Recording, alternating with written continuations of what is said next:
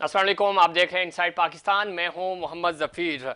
Senate इंतखाबात जोड़ तोड़ अरूज पर, कल का मार्का कौन जीतेगा? हफीज़ शेख या यूसुफ रज़ा गिलानी? पीडीएम तहरीक, अगर हम माजी की बात करें तो अदम एतमाद, उनका अपना एतमाद बहाल नहीं हो सका। क्या यूसुफ रज़ा गिलानी को वो कामयाब करवाएंगे? दूसरी तरफ मरीम नवाज़ की नाराज़गी से पता ये चल रहा है कि शायद यूसुफ रज़ा गिलानी को वो वोट ना मिल सकें जिसकी वो उम्मीद रखे हैं। और दूसरी तरफ अगर हम देखें तो हॉर्स ट्रेडिंग के हवाले से रोकथाम, जो सदारती ऑर्डिनेंस था वो कामयाब नहीं हो सका, सीक्रेट बैलेट के ज़रिए ही वोटिंग होगी। अब कहा यह जा रहा है कि जो हॉर्स ट्रेडिंग थी उसको रोकना अब नामुमकिन दिखाई दे रहा है। 3 मार्च को सेनेट इंतखाबात माजी के तरीक़ाकार के मुताबिक ही होंगे, इलेक्शन कमीशन का कहना है। और दूसरी तरफ बिलावल भुट्टो दावा कर रहे हैं कि बाज़ पीटीआई के इत्तेहादी जमातों के जो रुकन असम्बली हैं वो हमें वोट दे रहे हैं। ये तमाम इश्यूज़ हैं जिन पे आज बहुत ज़्यादा हुकूमती बेंचेस की तरफ से भी और अपोजिशन की तरफ से भी बात की जा रही है।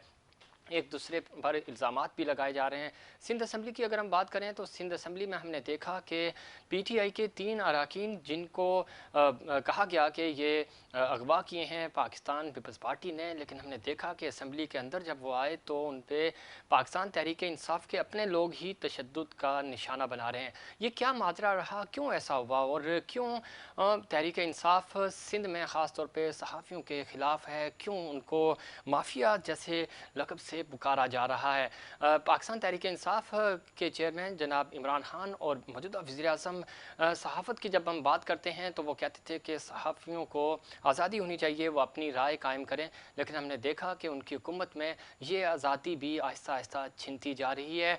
और दूसरी तरफ वज़ीर आज़म कह रहे हैं कि अपोजिशन पैसा लगा रही है, लालच दे रही है, लेकिन हमारे अरकान असम्बली लालच में नहीं आएंगे और हमें वोट देंगे। इन तमाम इश्यूज़ पे बात करेंगे। हमारे साथ आज बहुत ही ज़बरदस्त पैनल मौजूद है। डॉक्टर फौजिया हमीद साहिबा ने ज्वाइन किया हमें, सीनियर रहनुमा हैं पाक ज़मीन पार्टी की। बहुत शुक्रिया डॉक्टर साहिबा, आपने प्रोग्राम में वक्त दिया। उनके साथ तशरीफ़ रखते हैं जनाब इम्तियाज़ मीर साहब, सीनियर एंकर पर्सन हैं और ख़ास तौर पर सिंध की सियासत की अगर हम बात करें, पाकिस्तान की सियासत की बात करें, उस पर ज़बरदस्त प्रोग्राम्स करते हैं, करंट अफेयर के टॉक शोज़, और उनका तजिया भी बड़ा बैलेंस होता है। बहुत शुक्रिया आमिर साहब, आपने प्रोग्राम में वक्त दिया। उनके साथ तशरीफ़ रखते हैं जनाब बैरिस्टर अली ताहिर साहब, आप माहिर कानून हैं, तजियाकार हैं, और आज के जो इलेक्शन ख़ास तौर पे हो रहे हैं, फिर सदारती आर्डीनेंस के वाले से जो सुप्रीम कोर्ट के रिमार्क्स आए हैं उन पे उनसे कानूनी राय भी लेंगे और खुशामदीद कहते हैं बैरिस्टर साहब आपको भी। फौजिया अमीर साहिबा, किस तरह देखती हैं ख़ास तौर पे अगर हम हॉर्स ट्रेडिंग की बात करें तो लग ये रहा था शायद ओपन बैलेट के ज़रिए जाएंगे, लेकिन वो तो सुप्रीम कोर्ट की जो रिमार्क्स आए हैं उसके बाद अब जो कि सीक्रेट बैलेट से ही होगा। हॉर्स ट्रेडिंग जो कि सेनेट के हवाले से एक बहुत बड़ा दब्बा है इन इलेक्शंस पे, उसी तरीके से ही जाना होगा। सीक्रेट बैलेट तो आइन आपको इजाज़त भी देता है, फिर पीटीआई को क्या ज़रूरत पड़ी कि आखिरी चंद हफ्तों में वो ये ऑर्डिनेंस लेके आए? आउज़ुबिल्लाहि मिनश्शैतानिर्रजीम, बिस्मिल्लाहिर्रहमानिर्रहीम। सफ़ीद, सबसे पहली बात तो ये है कि हमारे जो भी काम हैं, जो भी हमारे एक्ट है, वो आइन के ताबे हैं। और अगर हम इलेक्शन की बात करें तो इलेक्शन का जो तरीक़ाकार है वो बड़ा क्लियरली हमारे आइन में बताया जा चुका है। और उसके बाद ये ऑर्डिनेंस जो आया उस पर तो जस्टिस जाया के रिमार्क्स भी हैं कि ये जी। तो काबिल समात ही नहीं है। और इसमें मैं ये समझती हूँ कि सुप्रीम कोर्ट का सिर्फ टाइम वेस्ट किया गया है। ठीक। बाकी जो चीज़ें हैं, और इससे दो चीज़ें हमें जो हैं वो हम अक्स करते हैं। एक चीज़ तो ये है कि गवर्नमेंट के पास जो उनकी लॉ मेकिंग बॉडी जो मौजूद है वो बिल्कुल नाअहल है। उनको पता ही नहीं है कि किस काम पे क्या, किस तरह से हमें चीज़ों को डील करना चाहिए। नंबर 2, जी। इन लोगों ने जब जो है जो कैंडिडेट सेलेक्ट किए हैं, इन्होंने ऐसे कैंडिडेट सेलेक्ट किए हैं। देखिए, आवाम ने तो पार्टी को वोट दिए बिल्कुल। और आवाम का पूरा भरोसा था पार्टी पर, तो उन्होंने दिया। और कैंडिडेट सिलेक्शन जो थी वो पार्टी ने करनी थी। अब इन्होंने कैंडिडेट्स ऐसे सेलेक्ट किए हैं जो कि इनके काबू में ही नहीं हैं। ठीक। जो पार्टी कैंडिडेट्स को कंट्रोल नहीं कर सकती, वो इस मुल्क को कैसे कंट्रोल कर सकती है, ये एक सवालिया निशान है। बिल्कुल ये सवालिया निशान है, और यही वो सवालिया निशान है जिसकी तरफ ओपोजिशन भी और इवन हुकूमत भी इस तरफ मुश्किलात का शिकार है, चूँकि उस तरह टिकट्स तकसीम नहीं हुए, नज़रियाती कारकुन जो थे उनको टिकट्स नहीं मिले। मीर साहब, आप चूँकि इस तरह के शोज़ भी होस्ट करते हैं, आप इस सिस्टम को भी समझ रहे हैं, आप सीनियर हैं, क्या किस तरह देख रहे हैं हफीज़ शेख साहब या यूसुफ रज़ा गिलानी? आपको लगता है नंबर गेम्स पूरे हैं गिलानी साहब के पास? पहली बात ये है कि जिस आर्टिकल 186 के तहत रेफरेंस दाखिल किया था वो लिमिटेड इंटरप्रिटेशन मांगी गई थी, ठीक, 226 के तहत। जी, पहली बात ये है कि कन्फ्यूजन कहाँ पैदा हुई है। कन्फ्यूजन यहाँ पैदा हुई है क्योंकि पाकिस्तान के बैरिस्टर हैं, बड़े अच्छे कानूनदान हैं हमारे। कन्फ्यूजन पैदा हुई है आइन का आर्टिकल जो है ना 12183 और 222 के तहत। कन्फ्यूजन वहाँ पैदा हुई है कि यहाँ सुप्रीम कोर्ट थोड़ी सी आगे बढ़ी है, ठीक, वहाँ बढ़ के उन्होंने जो बातें कही हैं ना, वहाँ कन्फ्यूजन बढ़ी है। सही, क्योंकि कन्फ्यूजन यहाँ बढ़ी, उन्होंने जो कहा कि जो करप्ट प्रैक्टिसेस को रोका जाए, वहाँ जाके उन्होंने कन्फ्यूजन वहाँ जाके बढ़ाई है, क्योंकि ये लिमिटेड चीज़ें थी 226 के तहत। ठीक है, पहली बात ये कि वहाँ तो ये क्लियर था। क्या हुई, बात कहाँ हुई है?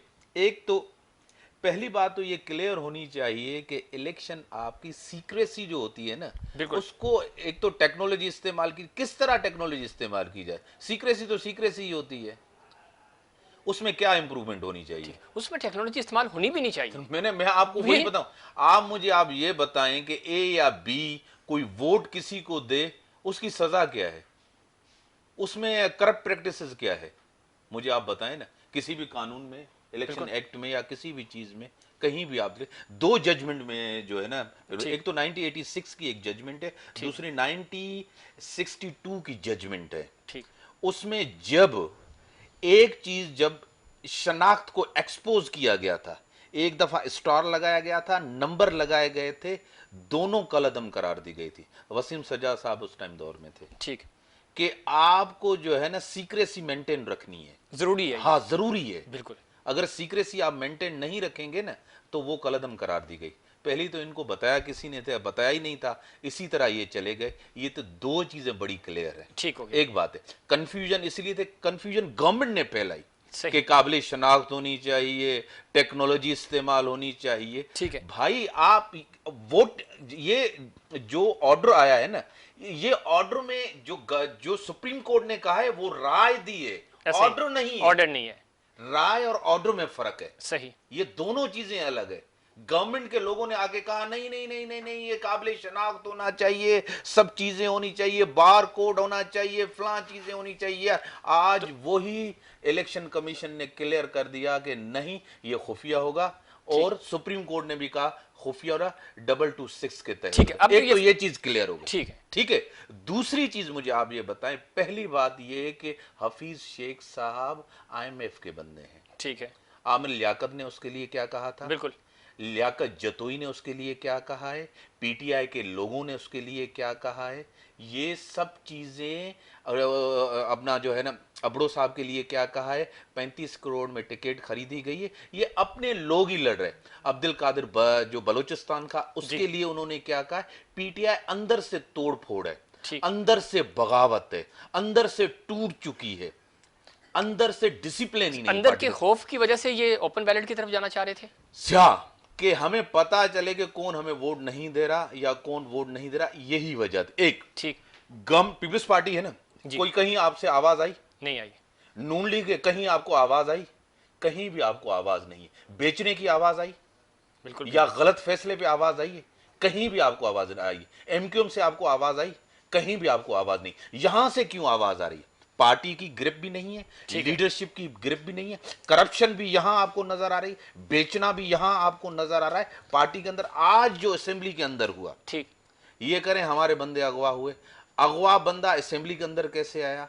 3 बंदे अगवा हुआ, 2 बंदे अबड़ो साहब, शर साहब, वो आज भी उन्होंने प्रेस कॉन्फ्रेंस की। बिल्कुल, एक बंदा भाग के गया, उसके ऊपर तशद्दुद हुआ, वो कैसे बनता है, ये बात समझ से बालातर है। तो कौन कौन ऐसे अनासर हैं जो इस तरह का कर रहे हैं? और दूसरी तरफ अगर हम देखें तो जो आईएमएफ का आपने रेफरेंस भी दिया हफीज शेख साहब, तो आपको लगता है कि वाकई कल शेख साहब ही जीत जाएंगे या गिलानी सर साहब के लिए देखें, कोई मार्जिन एक है? तो देखें प्रिडिक्ट करना बहुत ही मुश्किल होता है। सही। नंबर्स गेम्स जो है ना उनके तो ज्यादा हैं, आपको पता है। जी 180 उनके नंबर है, 160 इनके नंबर है। ठीक नंबर्स में तो वो ज्यादा हैं, लेकिन उनको लोग वोट देना नहीं चाहते।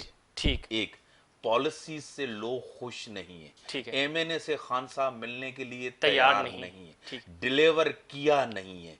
तकरीबन 3 साल का अरसा है, लोगों को आपने यरगुमाल बना के रखा है। गवर्नमेंट का रवैया आपके सामने, हलकों को आपने जो है ना जाते नहीं है, ठीक है। फंड्स आपने दिए नहीं है, महंगाई आपके सामने, बेरोजगारी आपके सामने, गवर्नमेंट कहीं नजर आपको नहीं बिल्कुल ऐसा ही है, गवर्नमेंट नज़र नहीं आ रही। और ये वो इश्यूज़ हैं जिसकी वजह से अब खान साहब को मुश्किलात का सामना है। वो आज और कल उन्होंने बड़ा मसरूफ़ दिन गुजारा और वजह सिर्फ ये बनी क्योंकि उन्होंने डिलीवर नहीं किया। मियां नवाज शरीफ साहब की तरह ये भी अपने एमएनए एमपीएस के साथ मुलाकातें नहीं करते थे। अब जब लोग इनसे नाराज़ होना शुरू हुए तो इन्होंने मुलाकातों का सिलसिला तेज़ कर दिया चूँकि इलेक्शन सर पे हैं।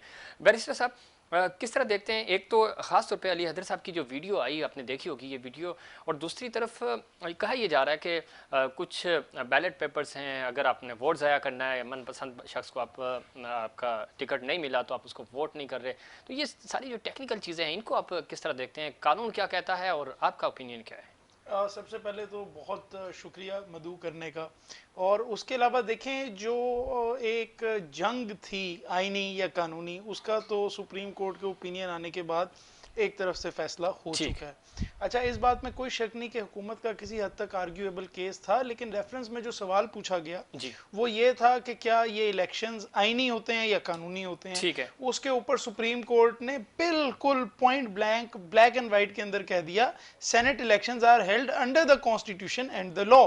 यानी वहां पे किस्सा खत्म हो गया। तो मैं ये देख रहा था कि कल रात से लेकर जो आज रात तक जो कंफ्यूजन हुकूमत की तरफ से फैलाई गई है, तमाम वजीर बाहर आ गए और ना सिर्फ ये बल्कि इलेक्शन कमिश्नर को डराते रहे, धमकियां देते रहे कि आपके खिलाफ रेफरेंस भी भेजा जा सकता है सुप्रीम जुडिशल काउंसिल में और आपके खिलाफ कंटेम्प्ट की कार्रवाई भी कर सकते हैं।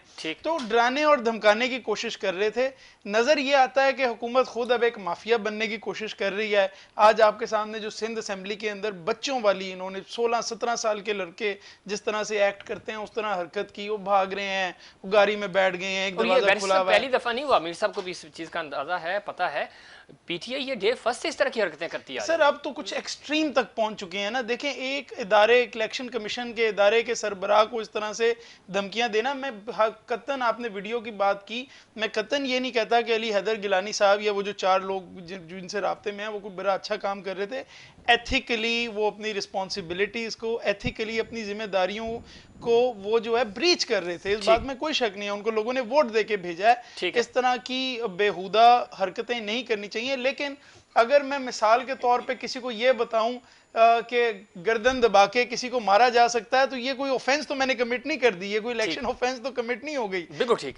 अगर मैं किसी को ये बताऊं कि बैलेट कैसे जो है वो जाया करना है, और कोई भी समझदार बंदा होगा, पढ़ा लिखा बंदा होगा, उसको पता होगा कि मैं सही से वोटिंग पैटर्न पे वोट नहीं डालूंगा, प्रेफरेंस नहीं करूंगा, निशान लगा दूंगा। वो लोग जो 1-1 लाख 70-70 हजार वोट लेके असेंबलियों में जा रहे हैं, तो उनको पता है, वो चूंकि अपने लोगों को बताते थे इलेक्शन कैंपेन्स के दौरान। उसमें उसको भी इन्वेस्टिगेट होना चाहिए, क्योंकि वीडियो अगर हम पूरी देखें, उस वीडियो को अगर एनालाइज करें बैरिस्टर साहब के, दूसरा बंदा कौन है, ठीक, दूसरा बंदा क्या है, क्या समझाया जा रहा है, उस वीडियो को भी हम समझ नहीं पा रहे। लेकिन इस पे मीर साहब, दूसरा है बंदा क्या? मीर साहब, इस पे इलेक्शन कमिशन ने नोटिस लिया, और नोटिस लिया है, मैंने देखा है, मैंने देखा है। वो कह रहे हैं कि हम मेरिट पे इसको मेरिट के ऊपर देखेंगे, क्योंकि दूसरे बंदे का हमें पता ही नहीं है कि बंदा कौन है क्या, उसको वो समझा क्या रहा है कि किस तरह वोट डाला जाता है, किस तरह वोट को रिजेक्ट किया जा रहा है। सिर्फ ये चीज जाहिर होती है। बिल्कुल एक बंदे को ये तो हक दिया जाता है कि उसकी बात को सुना जाए ना सर। हाँ, लेकिन एक गलती अली हैदर गिलानी साहब कर गए, और वो गलती उन्होंने ये की कि उन्होंने टीवी पे आके इस बात का एतराफ कर लिया कि मैं इनसे राब्ते में था और मैंने उनको वोट जाया करने का तरीका बताया। बिल्कुल सही कह रहे हैं डॉक्टर साहब। अगर हम देखें, ये पहली दफा हो रहा है कि हुकूमत ही एक इलेक्शन कमीशन से कह रही है कि धांधली हो रही है। अपोजिशन तो शोर मचाती है कि धांधली हो रही है। ये पहली दफा ऐसा हो रहा है कि ये हुकूमत का इलेक्शन कमीशन, हुकूमत इनकी, और वो ये कह रहे हैं कि धांधली हो रही है और ये वीडियोस आ रही हैं और हमें प्रोटेक्शन दी जाए। ये किस तरह की हुकूमत है? चूँकि आप खुद एमएनए रही हैं, आप समझती हैं पार्लियामानी अमूर्स को, तो ये हुकूमत बौखलाहट का शिकार है? उनको लग रहा है कि उनके नीचे से एमएनए एमपीएस निकल रहे हैं? देखिए, मैंने प्रोग्राम के स्टार्ट में ही आपको ये बात कही कि जब आप एक ऐसी गवर्नमेंट या एक ऐसी पॉलिटिकल पार्टी जिनके ताबे उनके जो हैं एमएनएज एमपीएस नहीं है, उन्होंने क्या आवाम के लिए काम करना है। दूसरी बात, जब भी सिलेक्शन क्राइटेरिया होता है उसमें सबसे पहले ये चीज़ देखी जाती है कि आपका सिंसियर कारकुन कौन सा है। सही। और सिंसियर कारकुन को अगर आप जो है टिकट्स देते तो आज ये परेशानी ना होती। जहाँ तक हुकूमत की बौखलाहट की बात है, तो बौखलाहट का शिकार तो वो डे वन से हैं। उन्होंने इतनी बड़ी बड़ी जो बातें कर दी थी, ना वो बातें वादे वो पूरे कर सके, ना ये अपने कैंडिडेट्स को काबू कर सकते हैं, ना ये अपने एमपीएस एमएनएस को कंट्रोल में कर सकते हैं। तो बाकी रह क्या गया है? मैं ये समझती हूँ कि पीटीआई को एक पॉलिटिकल पार्टी कम एक गैंग कह देना चाहिए, कि एक टोला है जो कि जिसका जिस तरफ दिल करता है वो उस तरफ मुंह उठा के चलना शुरू हो जाता है, और उसका कोई लीडर भी नहीं है। क्योंकि ये लीडर को जो इनके जो भी हेड हैं इमरान खान साहब, उसको लीडर ये मान भी नहीं रहे, ना ही उसकी बात सुन रहे हैं। अगर उसकी बात सुनते तो आज शायद ये मामलात ना होते। इसकी वजह ये भी है, यार मोहम्मद रिंद साहब बलूचिस्तान से वो नाराज़ थे, वो आज राज़ी हो गए, उन्होंने अपने बेटे को भी विड्रॉ कर लिया। लेकिन वो ये कहते हैं कि कितनी बदकिस्मती है, 7 वोट होने के बावजूद हम अपना कैंडिडेट बलूचिस्तान से नहीं दे सके। मसलहत का शिकार है मौजूदा हुकूमत। यहाँ एमक्यूएम का सहारा ले रही है, अपोजिशन इनके जो इत्तेहादी ग्रुप हैं, आपने देखा कि वहाँ क्यों लीग है पंजाब में, बज़ाहिर वही हुकूमत करते हुए नज़र आ रहे हैं। तो इनकी ग्रिप नहीं है चीज़ों पर। देखिए, मैं आपको बताऊँ, रेत पे जो है वो महल तामीर नहीं होते। ठीक। इन्होंने डे वन से जो इनके फैसले थे वही इनके आज गले में पड़ रहे हैं। सही। इन्होंने जिन जिन पॉलिटिकल पार्टीज़ के लिए बहुत कुछ बोला था कि अगर हम इनको अपने साथ शामिल करेंगे तो हमसे ज़्यादा बड़ा गद्दार नहीं होगा, आज इनके इत्तेहादी हुए हैं। इन्होंने कहा हम IMF से जो है कर्ज़ा नहीं लेंगे, इससे बेहतर है हम खुदकुशी कर लें। इन्होंने IMF के पास जाके कर्ज़ा ले लिया।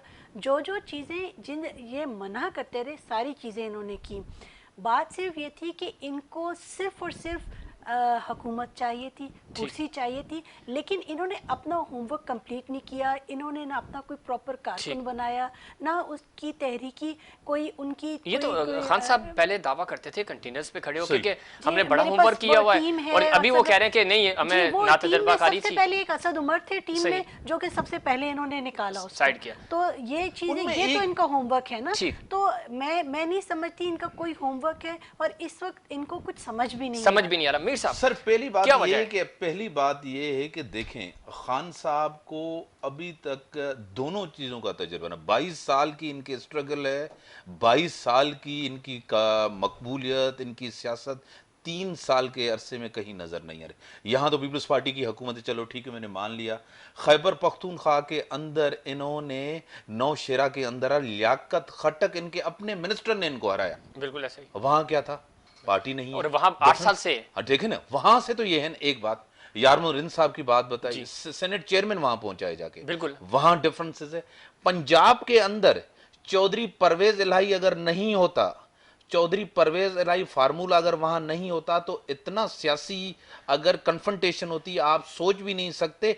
इनके अपने लोग वो काफली को वोट देने के लिए तैयार थे, बिल्कुल तैयार थे, सही कह रहे हैं। वहां पेचअप हुआ, नून लीग और उनमें पहली दफा मुफामत हुई है, नून लीग और पीटीआई में वन अनआपोज सारे आए। एक बात है, सिंध के अंदर यहां इनकी सूरत हाल है, कोई उनसे एक भी खुश नहीं है, एक भी उनसे कोई खुश नहीं। सबसे पहली बात यह है कि मिलने के लिए किसी से ये तैयार नहीं है। अच्छा। सिंध के अंदर इनके 3 धड़े हैं। ठीक। मैं आपको बताऊं, हलीम आदिल शेख साहब को कोई मानने के लिए तैयार है। फिरदौस शमीम की दिल से आप पूछ लें, एमपीए से अकेले में जाके पूछें। आप और मैं कराची की सियासत को सबसे ज्यादा जानते हैं, आप इनकी दिलों से जाके पूछे वो क्या कहते हैं, किस तरह उनको बनाया गया, किस तरह, कौन था उसके पीछे, आपको भी पता है, मुझे भी पता है। तो वो कौन सी कुव्वतें हैं जो इनके मूवर एंड शेकर्स हैं? हाँ, मैं आपको बताऊं, सबसे ज्यादा इसमें रोल अदा कर रहा है पैसा। अच्छा। इन्वेस्टर्स, जो पैसा लगाएगा वो आगे होगा, जो इन्वेस्टर्स होगा वही आगे सर, होगा। इन्वेस्टर तो पीटीआई के पास बहुत ज्यादा है सर। मैं आपको वही, जो ज्यादा पैसा लगाएगा, अच्छा, ठीक है ना, जो ज्यादा पैसा देगा, मैं आपको बताऊं वही आगे होगा। सही, ये आपके भी सामने, मेरे भी सामने, बिल्कुल ऐसा ही है, बिल्कुल यहाँ मुझे आप बताएं, हमारे और आपके भी दोस्त हैं कराची वाले, इनकी वजह से उनको टिकट इसीलिए नहीं ना, वो पैसा लगा, वो टिकट क्या पैसे, वो खाने के पैसे देने के लिए तैयार नहीं है, ऐसा ही, कोई दावत करने के लिए तैयार नहीं है। मुझे भी पता है, आपको भी पता है, वो 35 करोड़ देंगे, 30 करोड़ देंगे, 40 करोड़ रुपए देंगे, तो यहाँ गेम है 40 करोड़ रुपए। जो 35 करोड़ वाला आपने जिक्र कर ही दिया है, तो उसमें कितनी हकीकत है? 70 करोड़ रुपए लोग देने के लिए तैयार था। ये पीटीआई अपने इमरान खान ने कहा था, आपको खुद बिल्कुल कहा था उन्होंने खुद कहा था, मैंने तो नहीं कहा था। वो आज भी कह रहे हैं, वो आज भी कह रहे हैं। आज सर यहाँ पैसे की गेम है यहाँ। अच्छा, मुझे आप ये बताएं, सर मुझसे बेहतर जानते हैं, अल्लाह उनको उनका मग़फ़िरत फरमाए, एहसाब जज के जो अरशद मलिक साहब की वीडियो आई थी, वो आपके सामने, तारीख में नजरिया जरूरत के मुनीर मलिक, उसको बाद में वजीर लगाया गया। ये पूरी तारीख भरी पड़ी है सर।